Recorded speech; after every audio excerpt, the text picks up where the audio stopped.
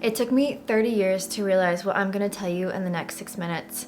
And I have a few gray hairs, so I feel like I'm pretty qualified to tell you this. Someone would have sat me down in my 20s and told me all the things I'm about to tell you. So you can prevent suffering and depression and fear and doubt. Running from your trauma will not heal it. That thing that happened to you 10 years ago, you've ran from it for so long, and it is still right with you. It is still depicting your day, it's giving you anxiety, it's causing all these problems in your relationship, and you don't understand why. But when you run from your trauma, when you run from the things that have taken place in your life that you didn't choose, and don't face it head on, and don't heal it, and don't work with a therapist, you're prolonging the inevitable. You're choosing suffering. Suffering is optional, and we get to choose in our life if we want to stay in the pain, stay in the suffering, the trauma, or if we want to set ourselves free from it. How do you set yourself free from suffering or trauma?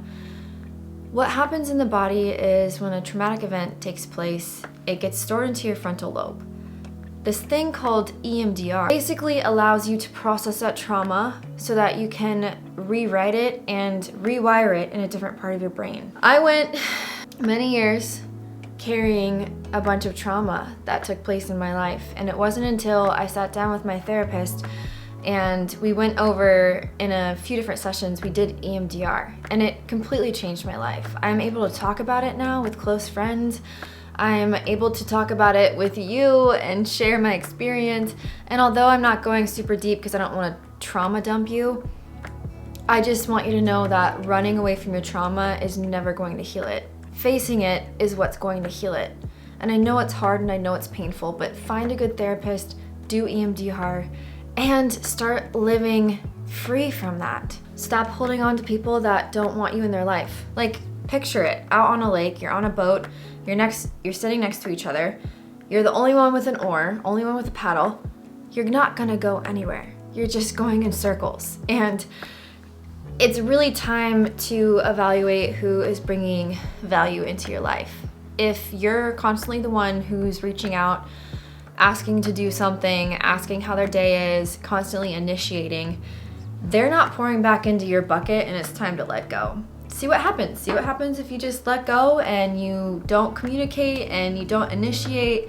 See if they're really going to stay in your life. Time is not a renewable source. Money is, friends are, you can always get more friends, but time is not renewable. And I feel like in your 30s, you can still go out there and fail, but especially in your 20s and your teens, go out there and make mistakes. Go explore the world. Go travel and chase all the little dopamines that you want. It really sucks. A week ago, one of my coworkers, I showed up to work and he wasn't there. He had a heart attack the weekend before and dropped dead. Boom, immediately, just gone. Just hit me again. It's like life is way too precious and we act like we have time. Which leads me into my next thing is you think that you have time. We wake up as if we're gonna have the next 60, 80 years and we don't have to worry about getting up early and chasing that dream or pursuing that person that we really like because we're scared. You don't have time. My point being, go out there, make a fool of yourself, fail big, and enjoy every single moment that you have. What you do every single day matters more than what you do once in a while. Let me explain. There's this thing called The Slight Edge, and it's a great book. I highly recommend it, but it's basically the difference between successful people and people that fail. It's such a small difference. It is the compound interest that happens day after day, waking up in the morning, going to the gym, day after day, eating healthy, choosing the right things, putting yourself around good people. This compound interest can be the main difference between you actually being successful and you just being stuck exactly where you are. Because you think it's just gonna take this one big monstrosity of a movement, of a decision, of jumping off the cliff to change your life, when in reality, you have the power of changing your life every day. Every day you wake up, you can say, I'm gonna move my life forward. I'm gonna choose the slight edge of success. And auditing, we really take for granted the small things like writing in our journal and going on that morning walk and you know, catching up with a friend. But those small things compound over time, and then they can snowball into something magnificent. And you look back a year and it's like all those mornings you woke up and went on a walk, you're better for it. You feel better, your health is better, you have more muscle, or, you know, it's the times that you chose not to eat ice cream every night. Like, if you could project where you would be in a year if you made these small improvements, I guarantee you would start moving and putting it into action. Purpose. Purpose is that one thing, that one elusive thing that we are all chasing, no matter what age. I've come to realize purpose is not found, it's built. And your purpose changes throughout the transitions in your life. Maybe your purpose right now is to take care of your family and feed your kids. Your purpose really changes throughout your life. Purpose comes with doing, not thinking. So if there's a direction that you want to go, take the first step.